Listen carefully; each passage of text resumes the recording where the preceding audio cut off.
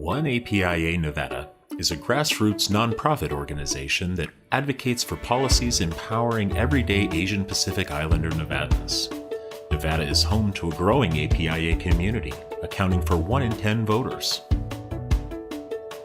We are One APIA Nevada.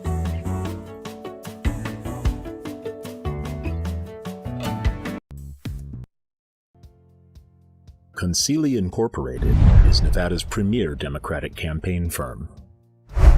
Fighting for progressive issues and candidates for over a decade, and proud sponsor of Battleborn Progress.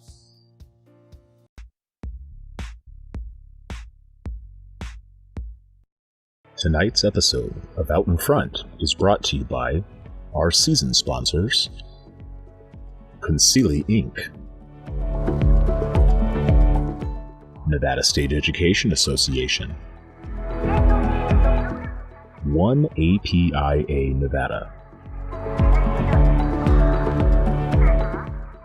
Silver State Voices, and Stefan and Marta Schmidt, as well as our episode sponsors, Save Lives Nevada and Washoe Education Association.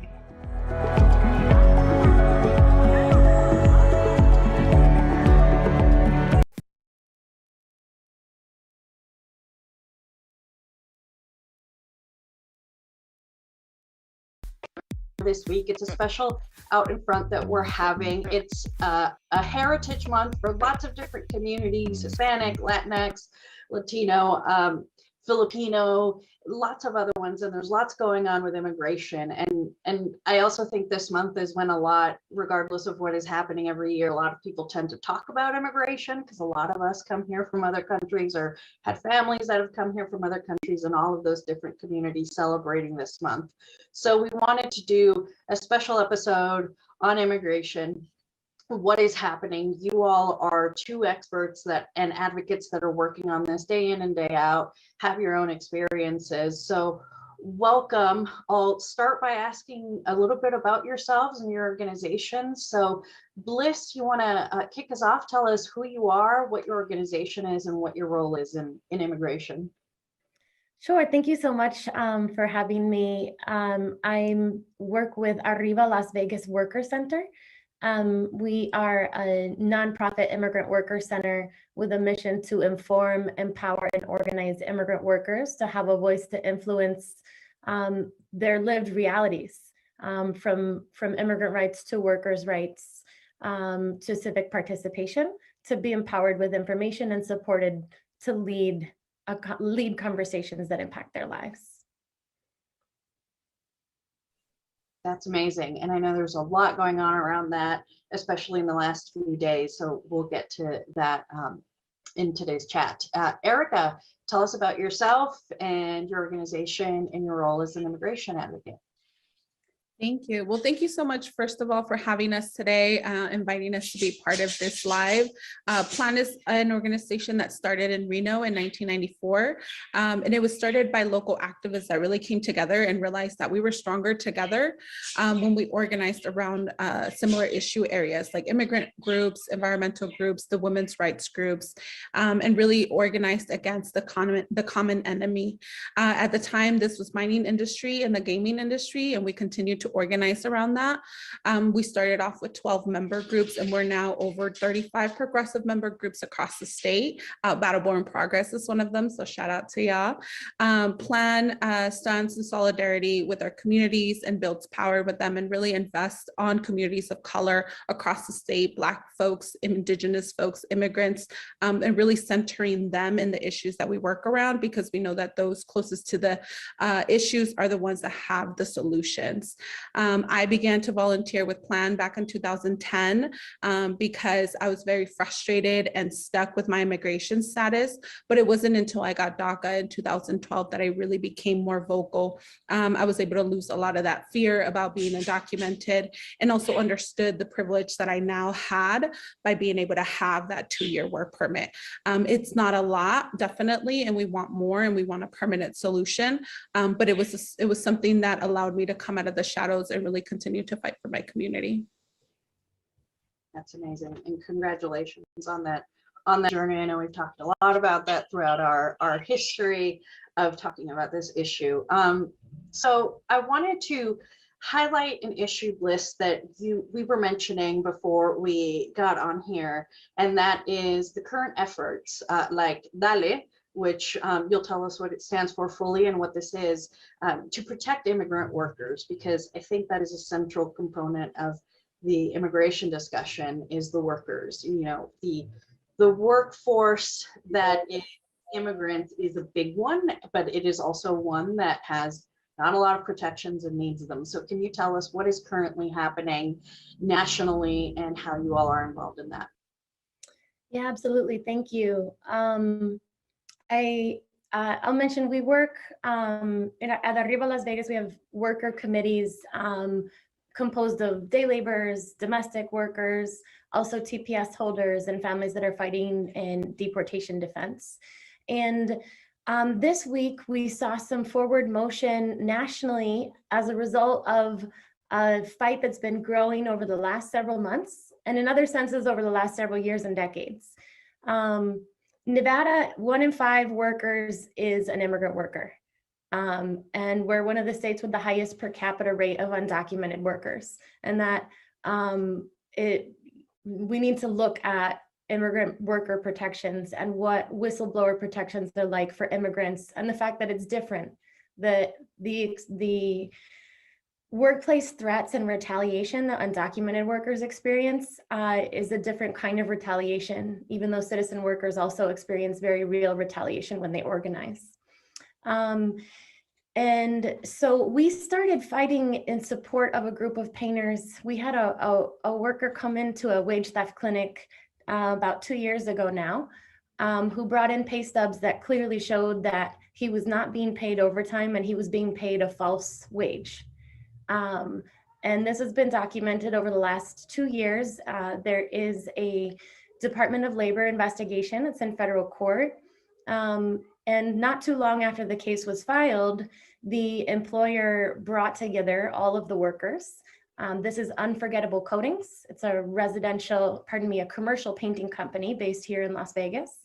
And the employer called together all the workers to say, we don't want you to end up deported, and that's why you shouldn't collaborate with the Department of Labor. And so that initiated a new level of organizing around this fight. Although that employer represents those tactics are the same tactics we've seen used time and time again for decades to frighten immigrant workers out of organizing or punish immigrant workers who do organize. In this case, the federal district court issued an injunction, for retaliation based on immigration status.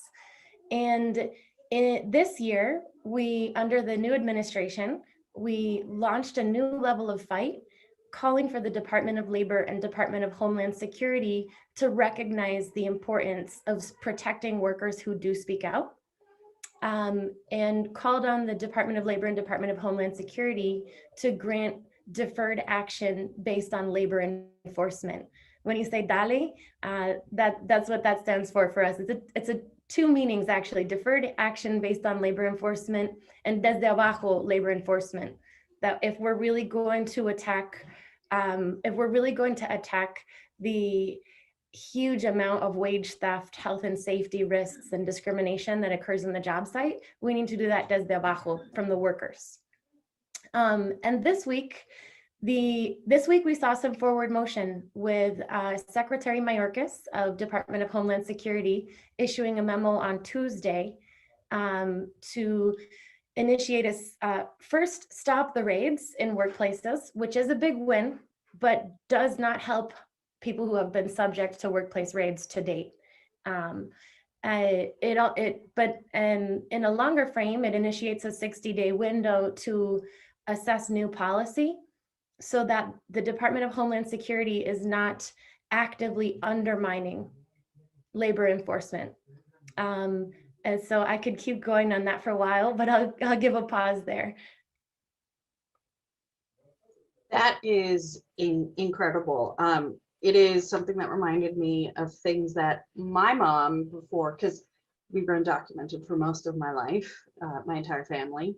Now, like Erica, we have the privilege of coming out of the shadows, but when we were in there, my mom she was a cleaner, worked for someone who contracted out with offices to go clean.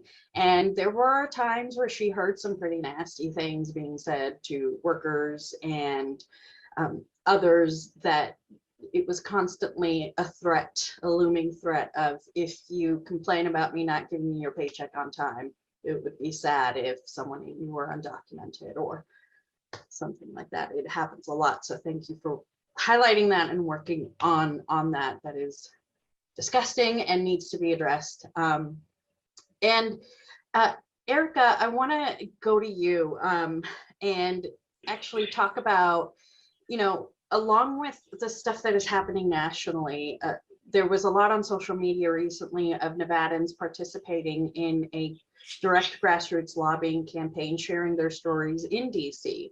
Can you tell us why that happened and what occurred? Yeah, definitely. I think, Arriba was also one of the groups that was there when we went with Planned Parenthood, Make the Road, Mi Familia Vota, and Plan. And for us, it was just really important to continue the momentum and demanding that Congress passes a pathway to citizenship for the 11 million undocumented immigrants in this country, pardon me. So for us, it was directly impacted folks who are undocumented or have DACA, and calling on Congress that we need to make sure that as we continue to recover from this pandemic and as we pass, any kind of reconciliation package, that has to include undocumented immigrants. Immigrants were already left out in the first initial recoveries for the pandemic, which was the first CARES Act. Many undocumented folks and mixed status families were left out of any relief, and they were the backbone of throughout the pandemic that allowed us to continue to function as a country. They continued to go to work. They didn't have the privilege or the luxury to work from home. And that's how we're able to continue to have food on our table, to continue to have people taking care of our families and all of those things. So for us, it's really important that Congress delivers, and also for the Biden and Harris administration to deliver, because they promised during the campaign trail to make sure that there was protections for our communities. And that's all we're asking for. We're not asking for any handouts. We're not asking for any special treatment. We're simply asking for them to recognize us as full human beings and folks that contribute to the economy, the culture, and the traditions of this country, because this is our home and this is where we're going to continue to be. So we were lobbying in Congress, meeting with our federal delegations, ensuring that they continue to push forward so that there is a pathway to citizenship in the upcoming reconciliation package. Amazing, and thank you for doing that. And part of what you said is a perfect segue into my next few questions, which is, there's a lot of misconceptions about immigrants. And I think the more that we do things like what you all are doing, and especially going to lobby and sharing that, we really are the backbone, that we're not asking for handouts, that we're just asking for a pathway to get out of the shadows, basically, and be almost legitimized and validated because we're not in the because we are in the shadows. And so I have like tons of questions, because as an immigrant, I've had to live those misconceptions and hear those. And I'm sure it's only gotten worse the last 4 years. And so I wanted to start with you, Bliss. Especially, there's something that a lot of people hear about probably on the news. If you're watching us, you probably heard this term, whether you know it or not. It's called TPS. It's something that's a big part of the immigration conversation, especially there were a lot of obstacles and difficulties being placed for those recipients during the Trump administration. For those that don't know that term, Bliss, what is TPS? How does it help, and where is it at now? Yeah, thank you. And Erica mentioned going to Washington, D.C. last month, and we had several dozen TPS holders, along with undocumented undocumented essential workers, including domestic workers, and children of TPS holders.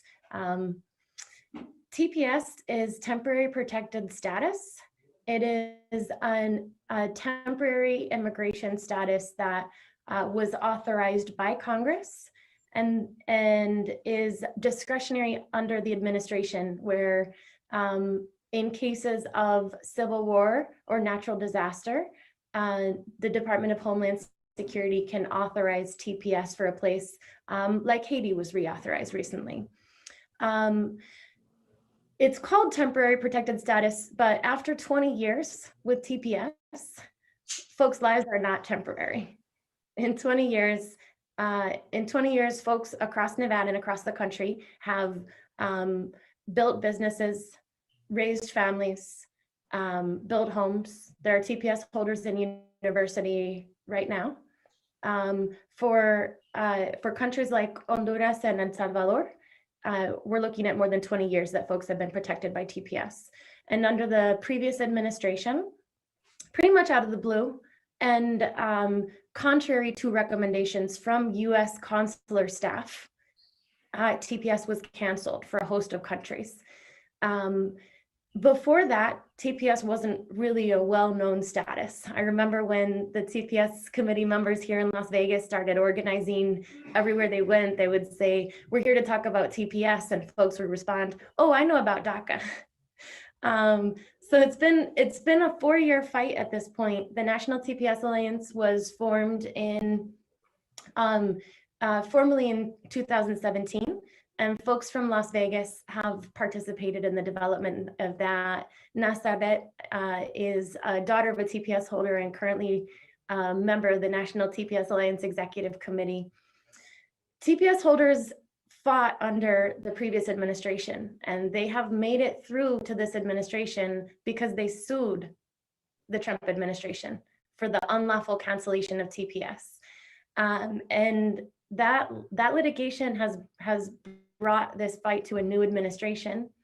And the promise during the campaign, the promise that was made to TPS holders was action in the first 100 days. Those 100 days have come and gone.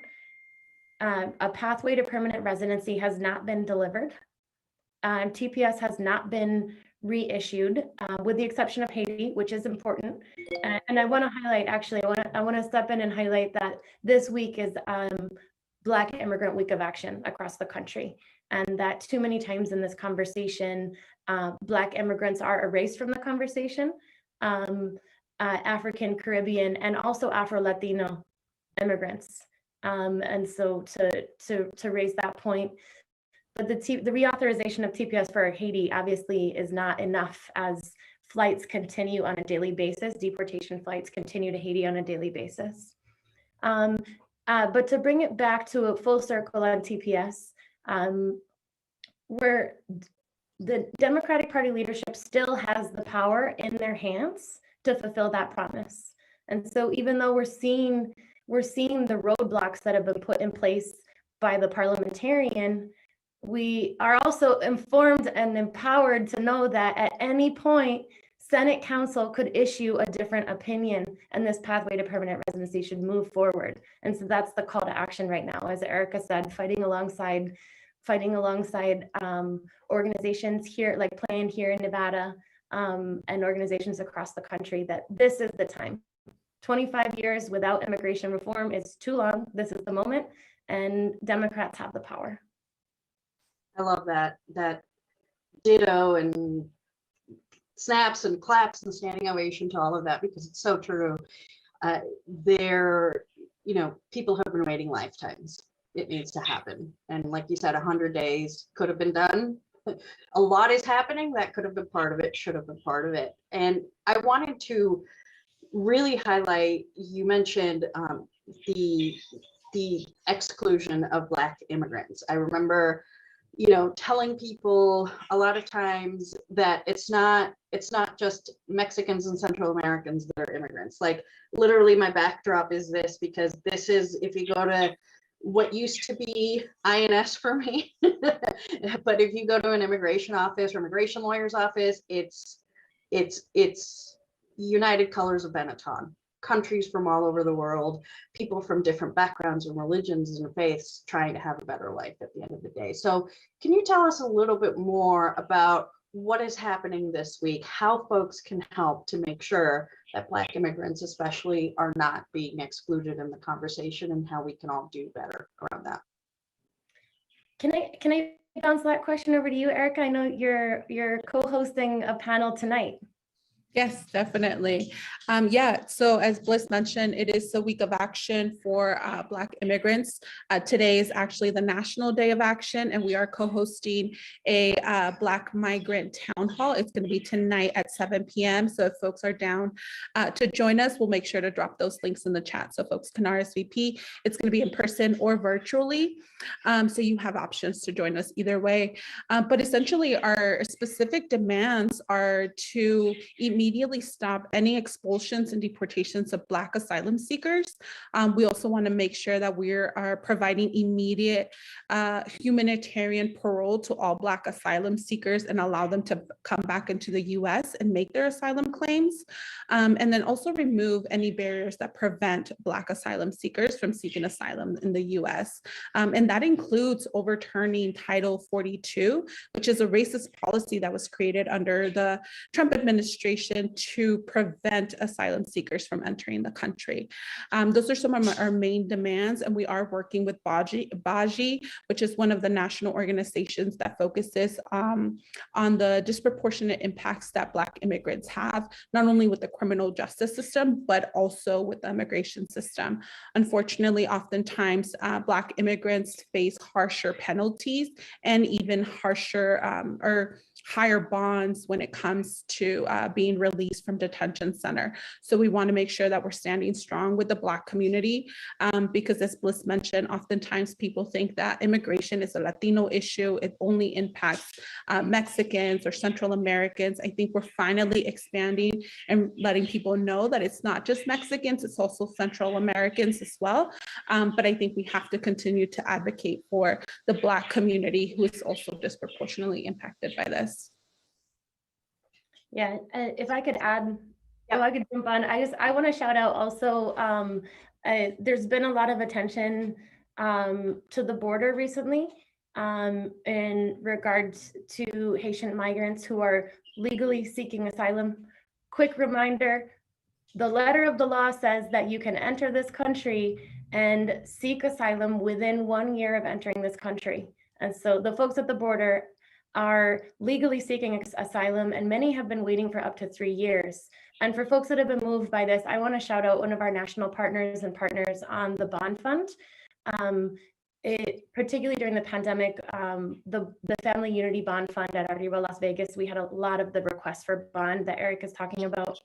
And the Haitian Bridge Alliance, if folks are looking to donate and support, through donations, I would encourage folks to check out Haitian Bridge Alliance and the work that Gerlene Joseph and others have been doing tirelessly at the border to support communities. And we'll try to drop that link in the chat here too. Definitely. Yeah, I mean, I think Bliss said it perfectly. People forget that asylum it's legal and we should be able to request asylum. I think specifically when we talk about the Haitian community, we have to remember that they've been dealing with a lot of political turmoil, a lot of natural disasters, and that's causing them to be displaced. So we want to make sure that we're honoring our laws and allowing them to seek asylum in the moments they need it. Yeah, absolutely. And we can do a whole out in front for like an hour and a half about how the US should accept asylum seekers because a lot of countries and people in those countries are seeking asylum because of things that the US has done. But that's another whole OIF that can take a whole day. Just Google School of the Americas if you're interested, just to get a peek at like just Central America. The other, and you kind of highlighted this, Bliss, when you started talking about TPS, that someone said, oh yeah, I know about DACA. So I want to go to you, Erica, to talk about another misconception is about Daca and Dream Act. A lot of people get all of those things kind of mixed up. It's all one and the same. I mean, it's all TPS, right? So can you differentiate Daca Dream Act? What is it? Where does it stand now? Yeah, definitely. So actually, one of the reasons people call us dreamers, for us that, you know, were brought to this country when we were younger and are undocumented, is because of the Dream Act. And what it actually stands for is the Development, Relief, and Education for Alien Minors. It was originally introduced in 2001 by Senator Durbin, and that has been one of his biggest priorities, and he's been one of our biggest supporters since the initial introduction of the Dream Act.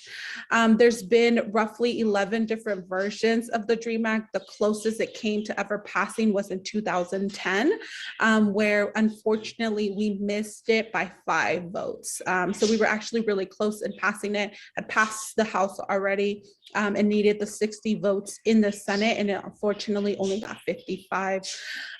So that is actually a piece of legislation that's been worked through Congress, but unfortunately hasn't passed. DACA, on the other hand, is the deferred action for childhood arrivals. Since we weren't able to win the DREAM Act through Congress, what organizers did, and immigrant rights activists and youth who were undocumented, was to go directly to President Obama and pressure him to give us the relief that we needed. Eventually, he introduced DACA through an executive order. This was introduced back in 2012. He actually made the announcement on June 15, 2012. And then USCIS, which is the arm of immigration services, they began to take applications in August of 2012.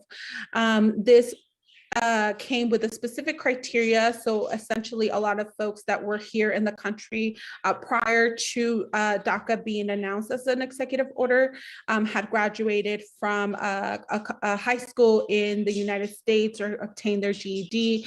Among other different criteria, they were able to qualify for a 2-year work permit and deferred deportation. So essentially, it gives us that Social Security that we can use and work for 2 years, and then we also wouldn't have to face deportation for 2 years as well.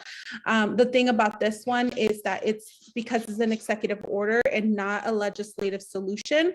It's faced a lot of different uphills and challenges through the previous administration because they really were working to make sure that the program ended. So it actually went all the way to the Supreme Court, where we were trying to fight for the program to be saved.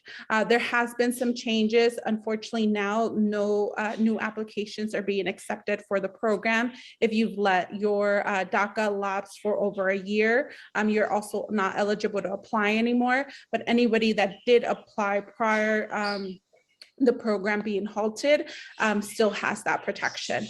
But because of the emotional roller coasters that we have gone through with DACA, that's one of the reasons why we really want to focus on winning a pathway to citizenship and reconciliation, because DACA, similar as TPS, doesn't provide us that pathway to citizenship or allow us the opportunity to adjust our status. And we're always at the mercy of who is in power and making sure that they don't overturn those programs. I think Bliss explained a little bit about having to fight to protect TPS under the Trump administration, which was similar with DACA. So that's why we actually need something that's permanent and more humane for our communities. Absolutely. Thank you for explaining that. I hope people that are watching that are new to the immigration conversation or didn't specifically know the difference among all of these programs. We could also do a whole summit on Immigration 101. What are all the things that people need to do to or pass that people need to do to be sort of documented, halfway documented, and sometimes. So one thing, and this is a question that wasn't prepared, but we had someone respond to a message that we sent encouraging folks to watch this tonight. And someone said, what immigration laws? There's no problem if people just follow the current law, coming legally. So I can go off for an hour about how my family can come in legally. it's just not an option for many people. You know, for example, my family would have had to wait 10 years in order to come in legally from Mexico. Tell us, Bliss, I'll go to you first. Why is that such a myth that it is that there's a line and that you just need to get in line, and that really, you know, there's really not a problem, immigration system's not working, you just need to get in the line and do it legally? Yeah, I mean, you said it, there is no line. There is no line, and immigration policy has evolved over time in very politically driven ways. Immigration law is not criminal law, it's civil law. I was living and working in Massachusetts in 2006, when the New Bedford raid took place, of 600 workers were taken from a factory that was producing pieces that were used by the US military. And that day, hundreds of kids didn't get picked up from their parents who were taken during the raid. And I remember that really succinctly right now, because that was the first time it was explained to me in such a basic way. Being in this country without authorization is like building an outbuilding in your backyard without a permit. If you do that, the city comes and they tell you to take it down. They do not incarcerate you for months or years before deporting you away from your family and banning you from returning to the country, right? So civil law needs to be recognized that there need to be changes made legislatively to make civil law work for Nevadan families and for families across the country. At the same time that we need to demystify or like really attack head on the criminal narrative that's been created and uplifted by white supremacists and placed more to the forefront of this discourse. That's exactly right. What about you, Erica? How is this fake news?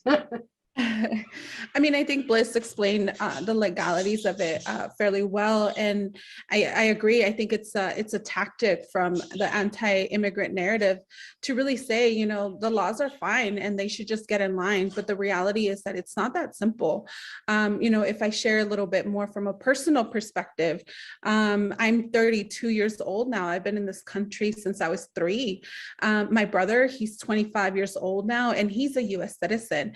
My parents are undocumented, but if he were to apply for either or petition for either one of us, I wouldn't be able to adjust anything until I was probably 65. And that was an estimate that I did when I first started getting involved and had conversations with different attorneys on how to adjust my status. I can imagine having to wait, 40, 50 years to potentially, be able to adjust my status. There's also the bars that if you entered without inspection into this country, then you have to go back and wait in your home country. And how does having to be separated from your family from 5, 10, 15 years to be able to get anything solve any of our problems? So I think we really need to find a solution that is actually humane and really works, because I think the other piece of it is that, we often talk about how the immigration system is broken, but I honestly don't think it's specifically broken. I think it was built this way. And when we look at the criminal justice system, we know how it disproportionately impacts Black and Brown communities. And the immigration system is similar. It's built to exclude poor folks, to exclude folks who are not white or are not coming or trying to migrate into this country from white nations. So I think that unfortunately, our immigration system was built to exclude us, and all we're trying to do is make it a system that allows us to actually be seen as full humans. That's absolutely right. It just reminds me of something that my mom would always say, as we spent 18, 19 years constantly going to try to get papers, as we say. And it was, she would always say, how is this so hard when migration is so inherently human? It's so inherently, and I just, to all of those people that might still be thinking, but why don't you wait the 10 years? Why don't you just, sure, there is no line, but do it legally. if you are literally trying to either feed your family, get away from a dictatorship, get away from a civil war, get away from a natural disaster, you are, with all of these things and more, you are dealing with something beyond your control. And the only thing that is in your control is to move somewhere else where you can do better, have better life, have a life. You won't die. You won't be exposed to violence or hunger or political problems, and you can have a life. I mean, people were preparing to do that last year on both sides, by the way. I remember people saying, if Trump wins, I'm moving. If Biden wins, I'm moving. That's migration. That's immigration. That is trying to move somewhere different. So I'm glad that we were able to dispel that myth. But I always remember my mom saying, it's sort of similar to that. They have made it so hard when it's actually so inherently human to move. Yeah, and I actually wanted to add something to that because Plan is a multi-issue organization, and one of the issues I mentioned we worked on is mining. And one of the things we talk about is how corporations don't have to face any borders, any walls, anything like that. They're able to operate across the country, across the world, and that's specifically what mining does. Mining is a huge multi-billion-dollar industry that operates across the world, and there's no borders for them, there's no restrictions for them, and they're polluting our air, they're harming our lands, and destroying indigenous communities as they continue to extract wealth from our state. But again, it goes back to how the immigration system was built this way to exclude people of color, because if we were multi-billion-dollar white folks, I think we'd have a different conversation. Yeah, it's very easy to all of a sudden become documented or be allowed to operate in this country legally if you have a lot of money. Or I remember my friends in like high school and college saying the only brown or black immigrants that are able to become documented are like baseball players and athletes. If they weren't doing that, they wouldn't get documented because, money is attached to all of these things. So I think you're absolutely right. It's not broken. It was built this way, which is sad. So I want to, we're coming up to time. I want to close out by asking, I'll start with you, Bliss. What do you think currently is the most urgent thing that needs, we talked a little bit about it, but if you want to talk more about it, the most urgent sort of sub issue that we have to deal with immigration to help people, and how can people get involved in helping you accomplish that? Yeah, I think right now is a really key moment. This is the first time in 5 years that there's a real possibility for permanent residency that's on the table for Congress to take action now. And it's probably going to be the only opportunity that we do see. If we don't seize on this moment and move something through reconciliation, it's going to be years before this issue comes to this point again. And so I would say call our senators, call and write our senators, support groups that are traveling to DC, reach out also to the White House. Senate leadership can move something. It is in their hands to move forward with permanent residency. And please join us in pushing them to keep that promise to act now. Absolutely. What about you, Erica? I mean, I agree with that. I think make sure that you contact your elected officials, both on the House of Representatives and Congress. Specifically, though, we are focusing on the Senate because they have the power to make sure that we are included in the reconciliation package. I think it's really important also to call on Vice President Harris to ignore the ruling of the parliamentarian. She is a staff attorney. We did not elect her. She didn't make any promises to our communities, and we need those who we elected to really stand strong and make sure they deliver for us, because a staff attorney should not hold our entire undocumented community hostage, especially knowing that she was a former staff attorney for ICE. So I would encourage everyone to make sure to contact your senators, remind them that we elected them to represent our communities, and they should not be listening to a staff attorney. That is only further politicizing this moment. And again, join us today for our Black Migrant Town Hall.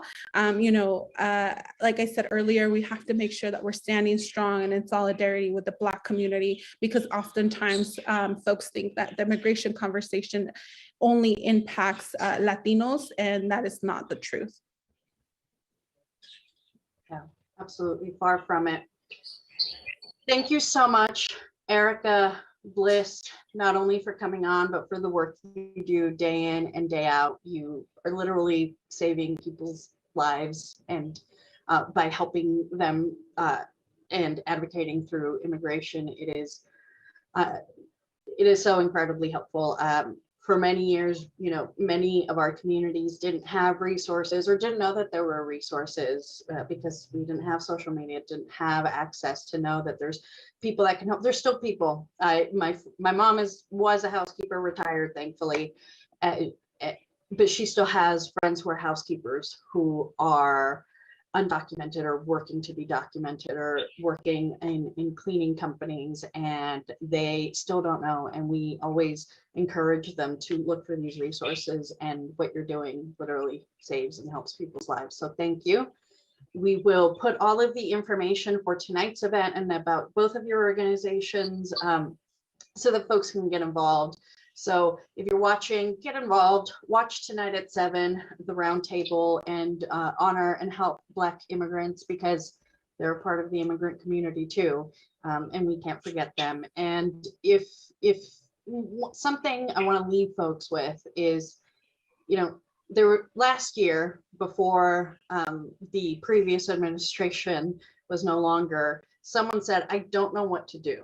They have neighbors and friends that are immigrants, and they are a person that was like, I can't, there's no White House number I can call, or elected officials, we're kind of like facing roadblocks. I don't know what to do. And all I could do was go to my neighbor who's an immigrant and has expressed fear and say, hey, I can take care of your kids if you're ever taken. And I said, that is the best help that person probably needs right now, is to know that they have an ally and a neighbor that will be there for them and their family. Because that's what many of us just need, is someone to literally help your family or you in those moments. So there's more you can do now, because now we, another administration is in power, and the White House comment line is finally available, and we actually have pathways to do things. So we do have some more power. But at the end of the day, if you can only do one thing, if you have friends who are immigrants or coworkers or neighbors, be a resource for them, help them out, even if it just means I'm here for you if anything happens, and help them literally survive the worst. So thank you once again, Bliss and Erika. And now we're going to go and talk to our BBP staff, who have both immigration and Hispanic heritage that they want to talk about and express, and how it has influenced the work that they do. And I hope you enjoy. Thank you. Thank you.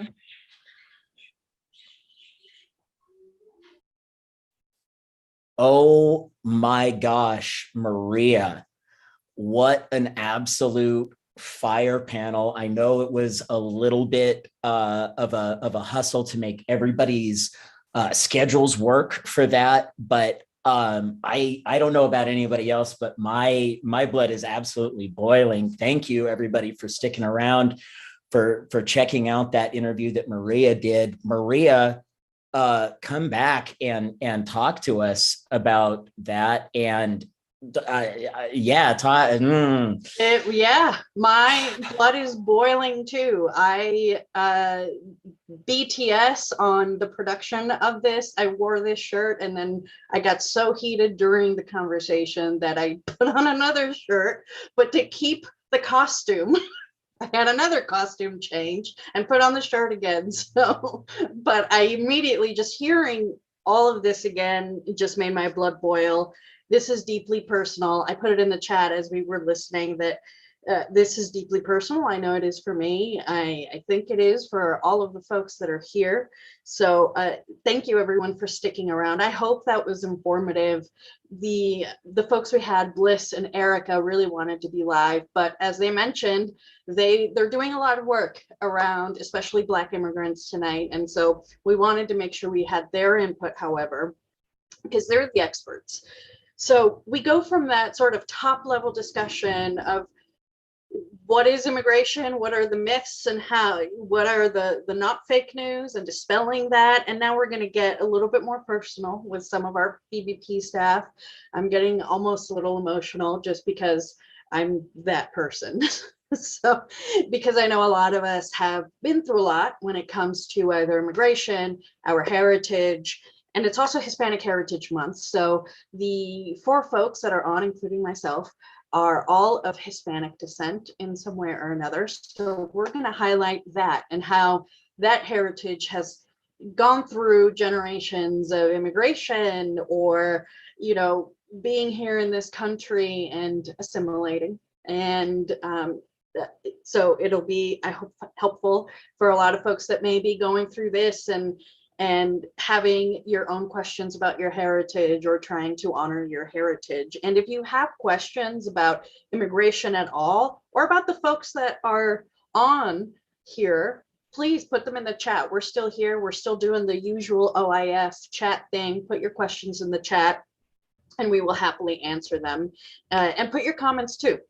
And also, if you are an immigrant or you have family that has immigrated, tell us, where do you come from? We want to know. We want to show in the chat that immigrants come from everywhere. As I said, this background represents your typical immigration office. It's United Colors of Benetton. So if you're an immigrant or you know where your family came from, put it in there and honor your heritage and where you come from. So I'm going to start with our newest staffer, Paula, but we have, not only do we have Paula, myself, but we also have Brenda, and we also have Mike. We are all Hispanic in one way or another, a certain percentage or another. And Paula, I want to start with you. Tell me, where do you come from? Where do you consider yourself coming from, and what your heritage is? And then we'll talk about immigration, if that's affected your family. But first, tell us, what is your heritage? What do you consider your heritage, and how do you honor it? Thank you, Maite. I'm Mexican. Both my parents are from Mexico. They immigrated, and I was born in California, but my extended family, my aunts and uncles, they're all from Mexico. So very proud Mexicana over here. And you know, I know we'll get into this more later, but immigration is definitely something that's impacted, you know, my family directly and friends, and it's just such a huge part of being an American too. It's not a being an immigrant thing. It's being an American thing. So I'm excited to talk about it. Awesome. Mexicana also, that's the country that I was born in. And you'll see that we have another person that was also from there. You'll see their flag. One thing I wanted to know, you probably heard Paula call me by Maite, which is a quick little interjection I want to put in. It's part of the immigrant experience. If you've been around my mother and watching this live stream, you'll hear Maite. Maite it's a few things. It's a name that a lot of folks of Hispanic descent, Latino descent have. It has a few meanings. So it's Maria Teresa put together, if you think about it, M-A-I-T-E, Maria Teresa. So I'm Maite, so if you see me out there and you don't want to say Maria Teresa, or you want to sound ethnic, say Maite. I remember a few folks are like, sounds like Mai Tai. That's like the closest way I can get them to say Maite, is go for Maite and you'll go from there. And it also is in Basque, my beloved. So it's Basque and Spanish, because Basque is technically not Spanish, but that could be a whole other OIF about being Basque. So next up is Brenda, our second youngest, and by youngest, I mean youngest being here on BBP staff. Brenda, where we can tell by your background where you're from, but tell us, what is your heritage? How do you keep that going? And what do you do for us here at BBP? Yes, so I'm Brenda. Some of you guys may have seen me before on past OIFs. As you can tell from my background, I am Mexican. I was born in Mexico, Mexico City. Both of my parents are from Mexico City as well. We came to this country when I was about 6 years old. And I know that experience for all three of us was very hard, not knowing any English, trying to adjust to living here, basically. It was a really weird experience to be experiencing, I guess, at 6 years old. I know for my parents, it was particularly hard leaving their family members behind. And it still is, because, we've been here about 15 years or so, and not seeing any of our family members who are in Mexico has definitely been very hard for all of us. Well, but why not just wait the time? Because we keep hearing that the 10 years is just so easy. 15 years is so easy. So sorry to interject, but this is one of the things that really stood out for me when I was listening to what Maria was talking about with Bliss and Erica. So what has that time gap been like for your family to have to wait for over a decade to see people that they love and care about? And what kind of toll is that taking? It's definitely hard. We just saw my grandma I think we didn't see her for about 13 years. She got a visa just to come visit for about 6 months. So she's been coming every now and then. But it was really weird because, some of us can just, fly into a city, drive, a couple of blocks down and you see your mom. Unfortunately for my dad, that's not the situation. My dad hasn't been able to see his mom for over a decade, and that has taken an immense toll on him. And it's been very lonely as well, because although we do have family in the country, it's not the same as, being with your immediate family. So, having to wait those 10, 15 years to come here legally, I mean, it's just really not doable for a lot of people, like Erica and Maria and Bliss were saying earlier. So that is something that I don't think people, oh God, don't start crying, understand. Whew. People don't know how hard it is to go to a country to live a better life, but that loneliness is very real. I don't have family here in Vegas. I have chosen family, but only until recently, the 2000s, was I able to travel back home, Mexico. And the first time it happened was in 2003, after being here most of my life. And the years of loneliness it felt, the moment, I'm rambling now and I know it, so please bear with me, but Brenda, I cannot wait for you to hopefully experience what I experienced in 2003, which was the moment we drove through, because we drove from San Diego into Mexico. And first time we drove into Mexico, across the border, and we were just like 5 seconds in Mexico. I remember rolling down the windows and breathing the best, what seemed like fresh air that I've ever breathed.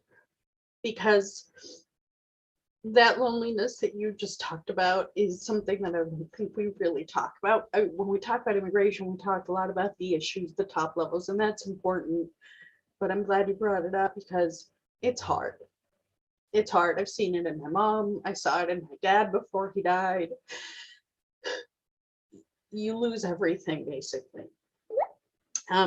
And so I'm glad you brought it up. And I also say that because I hope one day you'll be able to experience that feeling of going back home, and it will feel like the best experience ever. I think I'm gonna have that memory till the day I die, of being able to go back and just roll down the window and say, this is what I have missed for 20 years.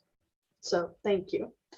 And I'm glad I ended up crying now, because I was gonna cry at this point probably.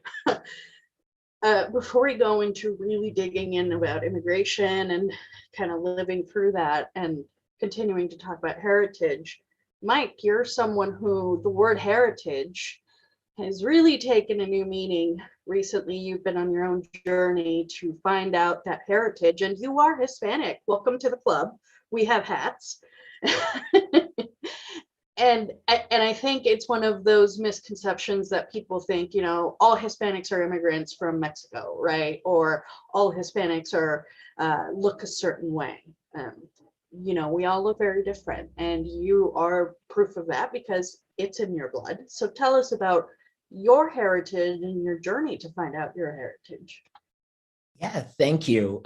It's much like an old school Facebook status update. It's complicated, but I think it's a story that I think intersects with a lot of things that we talk a lot about and that we talk a lot around. I think in the progressive movement, especially when it starts to come to this stuff. But yeah, I was raised knowing some of my heritage and some of not of my heritage. And the reasons for that were, I mean, I could be polite, but that isn't me. It was racism, just plain old racism. That part of my family didn't like the other part, and when given the opportunity, did every single thing that they could to erase that and to take that away and out of my life. But yeah, it just anecdotally, I mean, to the point where these people tried to assert to me that my grandfather's name was Steve Stevens. As though that was a real some kind of name.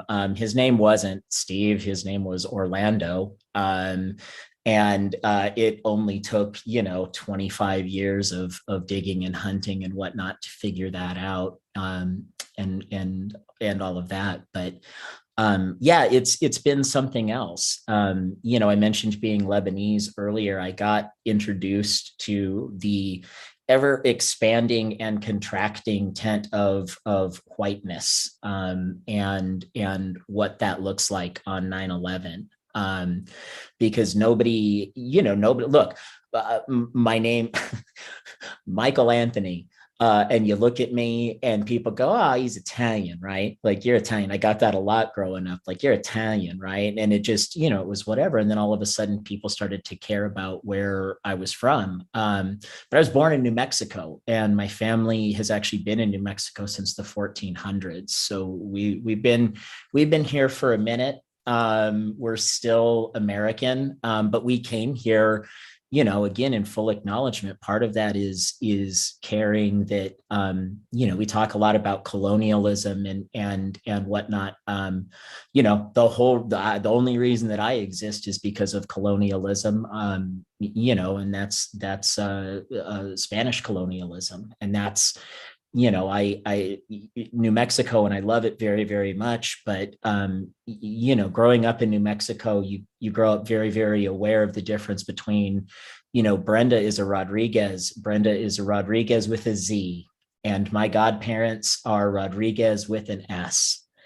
And there are very, very big differences. And there are very, very racist differences between that Z and that S that people still get hung up on, even within the broader Hispanic community. So yeah, it's weird and complicated. And that's, I think, the kind of short version. And now I'm gonna be quiet and get out of the way for a minute. All good. That is also another OIF. I feel like I've outlined our out in fronts for like the next 3 months. And this pack keeps saying, that's another OIF for another day. That's another OIF for another day. The next question that I have is actually from our audience. The question is, how do you feel your cultural background and coming from families of immigrants, even from the 1400s, still immigrants, has impacted your work as an activist and your ability to empathize with people impacted by issues that are not necessarily personal to you in particular? So I think, I can take a stab at this. I think my entire journey through immigration and my mother having to get 2 housekeeping jobs, one's tough enough, she had to. And that entire experience is what really made me want to do this work. It made me want to study political science, and it made me want to, even when I was like, I don't know if I want to study this anymore, my senior year, what a mistake that thought was. Thank God I ended up actually doing it. It is because of everything that I did. And I think because I was able to see my mom struggle and I had to help in our journey through getting papers, I am empathetic to people and people's struggles. I want to go to Paula next. Can you tell us how this has impacted your work and how you empathize? Yeah, thank you. Growing up as a Latina, like it's such a big part of, you always know someone who's immigrated. Sometimes it's someone really close, sometimes it's really far. But I think what's really motivated me in my work is, I have a best friend who we have such similar backgrounds, and the only difference is he was born in Mexico and I was born here, and I've seen him. He's like a better person than me. He's like smarter, right? He's like a harder worker, right? He's so loving and caring for his family, and just to see those limitations just because of where he was born and where he grew, like not even where he grew up here. So just that such an insignificant difference can really change your opportunities in life and who you are. And it's people who don't they don't really deserve it. They deserve the best opportunities because someone like him, who he is so hardworking, has so much potential, to be limited for really such a ridiculous reason. That's something that really I grew up knowing him, so I always think about him. I always feel like I should take advantage of my opportunities, but also how can my opportunities help me advance someone else or someone like him? It's really been motivating for me, and it's something that I think about all the time. Amazing. What about you, Brenda? I think my answer is very similar to yours, Maria. Just seeing my parents work hard all the time, even now as they are older, constantly working double shifts just to make ends meet, or working overtime all the time, working until it's just, it just doesn't seem right. And then also talking with, especially my dad growing up, about politics in Mexico and how bad it is there, I think really made me want to step into this field and do this type of work, and, make a change.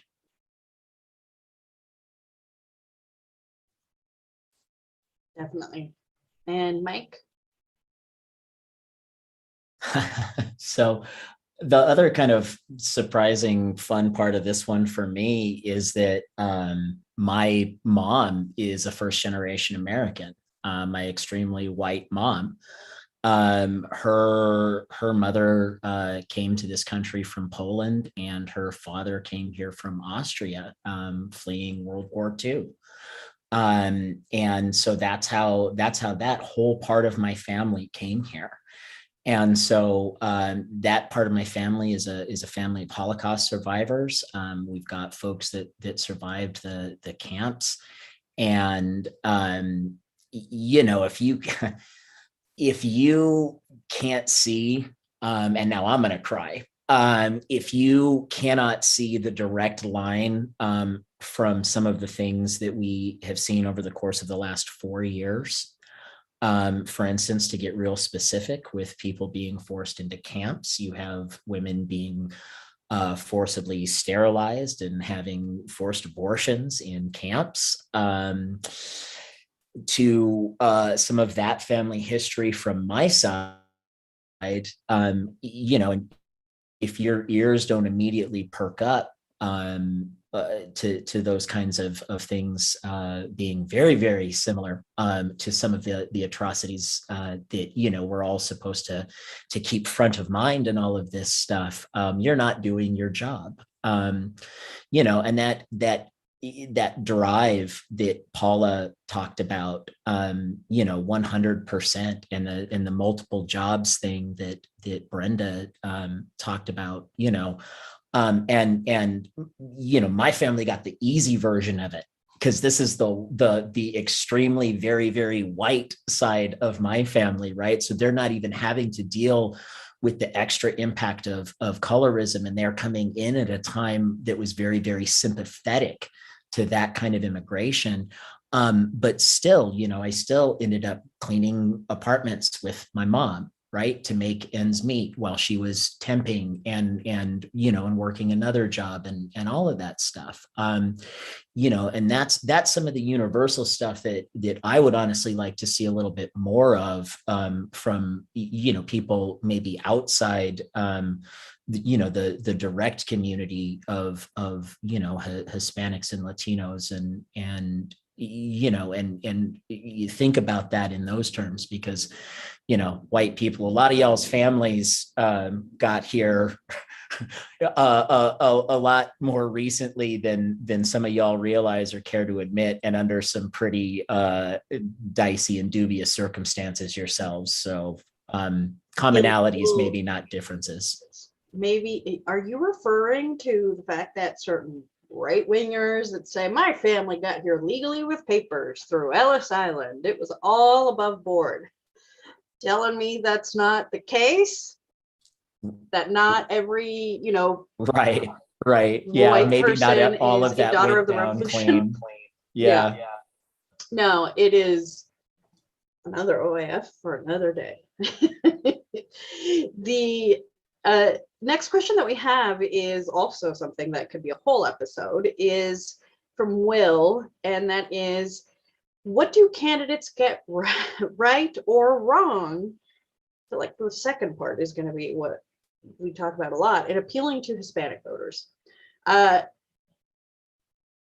In my estimation, to sound like a professional, but I'm going to talk as a voter, really as a person, as a Hispanic and Latina. And that actually reminds me, one thing that I see a lot of candidates do wrong is they see both as interchangeable, that Latino and Hispanic are synonyms, that they're the same thing. They're not.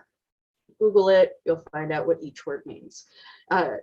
The other thing is really thinking that we're a monolith, especially national candidates, thinking that a Hispanic or Latino from New York, from Florida is the same as a Hispanic in Texas or Nevada. Even Hispanics from Texas are different than Hispanics from Nevada. And then you could argue that the ones in New Mexico are a whole other lot and a whole other thing. We're not a monolith. We're very, very different. We all think very differently. We also like to call each other different names for various different historical reasons. So understanding that is very important. But I also think that a lot of candidates get wrong a lot of the time. And what do they get right? Sometimes folks do get things right. The thing that I will say, when people get this right, they get it really right. I remember I worked for a guy named Barack Obama, and one thing that we really did right here, and it was here in Nevada, we had him, and I remember a lot of our surrogates like George Lopez go to East Las Vegas, go to Mariana's, like hang out. I remember like an event of like people bagging groceries and like talking to people. That's, if you're doing that and you're a candidate, you're getting it right. We don't, it's nice if you serve us like ads and things like that, or if you put up on the radio. Awesome. By the way, we still listen to the radio. So if you put stuff on radio in Spanish, you're doing it right. But meeting us at our grocery stores, at our community centers, and talking to us, not just having an event there, but actually being part of the community. The bagging groceries of like George Lopez on behalf of Barack Obama, I think Obama did it once too, was very intentional, because people were like, that is what they want to see. They don't want you to go on a mic and go on a stage. That's fun, but this has more impact. You have to be personable. You have to meet us where we're at, because we're too busy, like Brenda said, with multiple jobs. So meet me at Bag My Groceries. And that's how you know you're doing it right. Brenda, I want to go to you next, because I just made a reference to you. Yeah, I would say like from a rural perspective, one thing that they do wrong, and this is more of like on a local level, is just like not really paying attention sometimes to Hispanic voters, or just kind of leaving them out on purpose. And so, you know, because you feel like there isn't, the majority of people aren't Hispanic, that you kind of just can ignore them. I think that's really wrong. I personally have not had the luxury of voting, so sometimes it's a little, when I was younger, it would be a little harder to kind of get involved, because I would feel discouraged as well, because it was like, you know, I would love to vote, but I can't vote. So there's kind of no point in me doing this. Obviously there is, but yeah, I think that's just one thing that I have seen locally. Paula, what do you think? I think to kind of piggyback off what Brenda was saying is like, you know, there is sometimes that assumption that, or they're not, you know, and maybe in certain areas it's clear that they need to focus on Hispanic voters. But as, you know, Mike proved, as we've talked about, as our experts spoke earlier, you know, that we immigrants are completely different. Latinos are completely different. You know, like we're light skinned, we're dark skinned. Baloo's very passionate about it. You know, they sometimes feel like they need to focus on certain areas or certain groups, and then they forget that, you know, Latinos are everywhere, Hispanic people are everywhere, immigrants are everywhere. So keep in mind that our families are being impacted by your policies, and we vote, and a lot of times we're mobilized when politicians don't take in consideration what's important to us. When you piss us off, that's when we really vote. Mike, final word on this? Yeah, I mean, I think part of it is also, you know, just to extend on that non-monolith thing as well, like the difference, especially on a national level, and we see it so often out here in Nevada, Thankfully, I think it has gotten better. Just in fairness, people pay more attention to us. I would say a specific phrase right now, but I am 85% sure it's copyrighted and would get us sued. But there's more better attention being paid, and part of that is not just kind of going, this is what Latinos and Hispanic voters want. And first of all, as you said, there's a difference between all of these things, right? There's a difference between what we are talking about out here versus something, again, like you said, in California.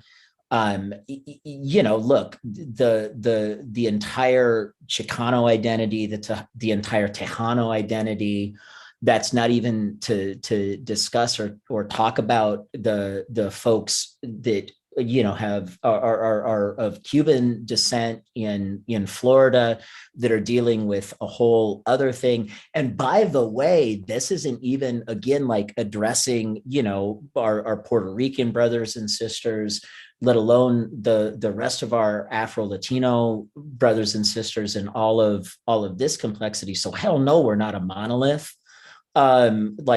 No, but also the idea of something exclusively being a Latino or a Hispanic issue is just garbage, just absolute trash. They're like people too.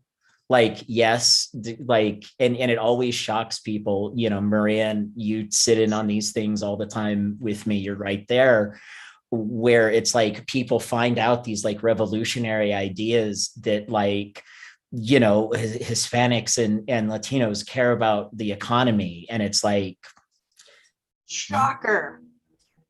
Wow, we don't just care about immigration. Wild, crazy story.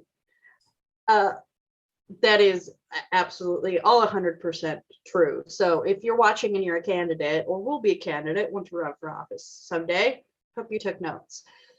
Now I want to go to the last question, and actually question and a half. We have one question about redistricting and how that is impacting the community. What can we do about that?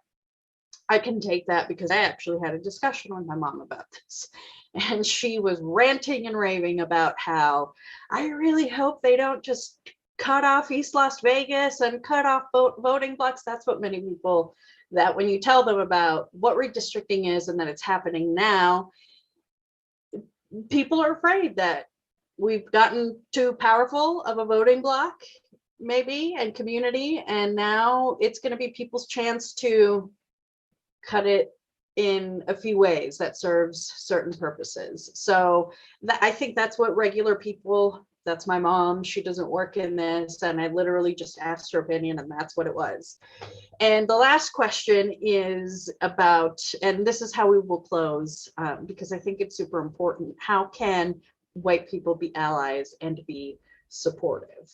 I will say that that's also something I want people to know, that also Latinos and Hispanics come in a variety of races and religions. So we've got Asian Latinos. I had a friend who was from Colombia, 100% Chinese, but he was like, born in Colombia, so I am Colombian. He's like second generation Colombian. So I would say, what can non-Hispanic people do to be supportive? For my thing is, I know this sounds super weird, but if you ever are in a place where someone says to a group of people speaking Spanish, hey, why don't you speak English? Stop that. If you are especially a non-Hispanic white person, tell them that that's rude, that that's fucking wrong. I've heard that in my youth. Also honor people's naming conventions. That's super important in the Latino community and the Hispanic community. For example, I tell Maria, that's me, Jesus. I tell people it's Maria Teresa, not Marie, not Mary. Just because you can't say the A at the end doesn't mean that's how you get to say it. Paula, I want to go to you next. What do you think people can do to be allies and be supportive? Well, I just want to say something that I noticed as soon as we met, Maite, is you always call me Paula, which I do really appreciate because that is the name my mother gave me. So, um, but yeah, I think definitely, you know, I think sometimes we get put, us as, you know, immigrants or Latinos, Hispanics, they make certain requests of us, like you were saying, like, or, you know, why don't you do this, or why don't you do that, or what? And it's not always that simple. It goes back to that, why didn't they come here the right way thing, right? It has like roots in that. So I think just hearing us out, you know, and I think there's a lot of appreciation for, like, people enjoy our culture. They enjoy a lot of our food. They enjoy a lot of our things. But they forget to give us the space to express us, or not, or to put in, like, without giving their input. I think you said it a little bit more eloquently, but yeah, I think that's something that, you know, enjoy our culture and give us the space to express ourselves. Mm-hmm. And trust that what we're saying we're doing is done, that it's all right. I feel like there's also a sense of, like, poor little immigrant, you work so hard, but you're kind of dumb, right? No, I'm just, like my mom used to say, I'm not dumb, I just don't speak English. Brenda, next up. I'm gonna kind of like go off of what Paula said. Definitely respect our culture. I really get triggered when like Cinco de Mayo comes around and everyone is just like, oh yeah, you know, it's a lot of drinking. It's the day to drink. It's this and that, and it's Mexican Independence Day, and it's not. So it's really triggering for me. Cinco de Mayo it's a hard day for me to, especially like on social media, I would say. So, you know, if you are out there, you know, just posting stuff about Cinco de Mayo, I would highly suggest to please stop. So that's going to be my thing. You know, if you're enjoying our culture, definitely just be respectful. And if you want to celebrate Cinco de Mayo, maybe learn about it, learn about what it means or why the US originally started celebrating. It's because the TLDR, too long didn't read, the Mexicans beat the French, and so therefore we're not a French colony, and neither is the US. And that's why the US was kind of happy that it happened and it became a big holiday, because by European forces, we are not going to do that anymore, by Napoleon's brother. Literally. So, and definitely not Mexican Independence Day. That's in September. Mike. Yeah, two things. So one, passing isn't a privilege, it's a responsibility. So if you can pass, and I know that that's like a hot topic, but it's one that impacts my life on a regular basis. You owe it to the people around you to use the privilege of that to the best end, right? So there are a lot of us out there, and you need to do a better job of stepping up for that. Second of all, just to kind of take off of the very eloquent words that everybody else said, white people, because I grew up as one of you, I grew up amongst you. Stop being jackasses. You know when you're doing it, and don't give me this shit, because you do. It is the year of our Lord 2021, and it is late in 2021. You know exactly what you're doing, so stop it with the stupid sombreros and shit. Knock it off, please. Okay, it is not Cinco de Drinko. It is not for your entertainment. And again, like Maria said before, you know, this is probably a whole other topic for another time, and we could go in depth about this. But yeah, and you can be an ally by being an ally. Like it's kind of like the slow clap, right? In a movie, like, you know when it's time. Like, when your gut sinks because you see some things going down that you know aren't right, you need to step up. And it's scary and it sucks. But if you are scared and feeling like it sucks in that moment, imagine dealing with this for your whole life. Imagine dealing with this all the time scared, all the time with that sinking, horrified feeling in your gut for being on the receiving end of this. And step up to that moment and you know, be brave and do the thing. Be an ally by being an ally. You know what to do. You know what to do. We've had this conversation a million times, so please start doing it and check each other. White people in private white spaces, if you are an ally, start checking the other white people in private white spaces, because y'all know what goes down there just like I do, because I've been in those white spaces privately when they don't think anyone who isn't white is around. Yep. Ditto to all of that. I hope folks took notes on all of that as well. And that's also something politicians can do correct or not correct. Correct would be like doing a post about what Cinco de Mayo actually is. Not correct is me going on a friend's Facebook and seeing a former assemblyman of mine, former senator as well, he's not Hispanic, with a giant sombrero on Cinco de Mayo in Carson City. So if you do it,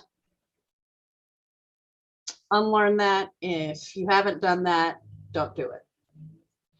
So I hope people learned about immigration. I hope people learned a little bit about your own BBP staff and kind of our own personal journeys through this hot topic that is very personal for people that go through it.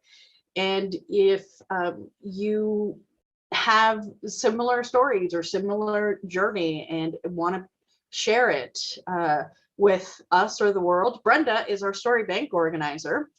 See, I'm an organizer, always an organizer. So I'm going to end it with an ask. If people, Brenda, are like, I have a story to share on immigration, I want to get more involved, how do they get more involved?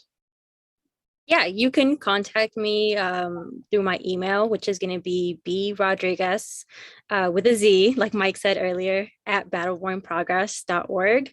Or you can always just text me at my number, which is 208-320-2453. There you go. So if you have any of this in your life, in your history, and you want to do better by the rest of the community, whether it's Latino, Hispanic, or whatever you are. We had folks commenting, I'm from India, or my family's from India, which is awesome. We want folks from everywhere to be involved, and immigration is something that we partner on with lots of groups to talk about. So we would love to hear from you. So reach out to Brenda, and next week we're going to have another incredible show in the works. So tune in next week once again. The boss will probably be back, so I hope you joined your substitute teachers for tonight, and I hope you learned a lot. And we haven't burned the OIF down, so Annette will have a nice show to come back to. Thank you, everybody. And get the booster shot if you haven't, by the way. That's also something that we have to get our community to do, is to get vaccinated, not believe the disinformation, and get the booster shot. Bye, y'all.